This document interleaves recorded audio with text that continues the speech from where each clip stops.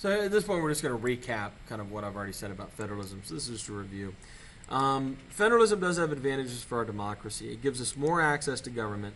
It allows local governments to solve problems locally. So, for example, what a school board, how we would like to see a school run in New York City is probably a lot different than, say, Dime Box, Texas.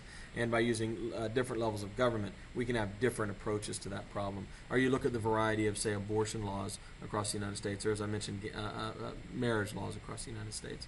This allows a flexibility in government. It also makes it harder for political parties or interest groups to dominate all politics. For example, even when the Democrats were able to gain control of both houses of Congress and the presidency, Republicans still had quite a bit of power at the state level. And so it further diversifies power, preventing one person or group from seizing everything. It does have some issues. Not all the states are the same.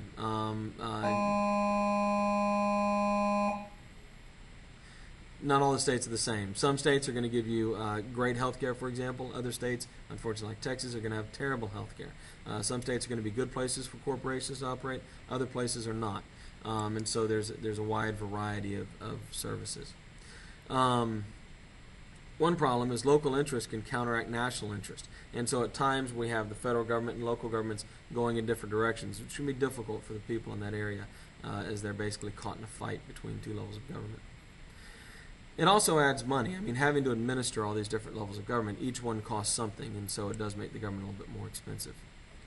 Here's I mentioned that education is largely determined by the state. Here's a chart showing the different states and how much they spend on education. So the blue states spend the most, the red states spend the least. You'll notice Texas is down there among the least.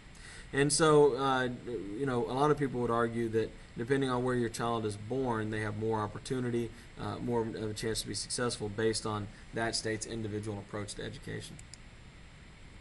Here's a little chart summarizing all the different levels of government. We have one U.S. government, 50 state governments, over 3,000 county governments, almost 20,000 municipalities, and so on and so forth.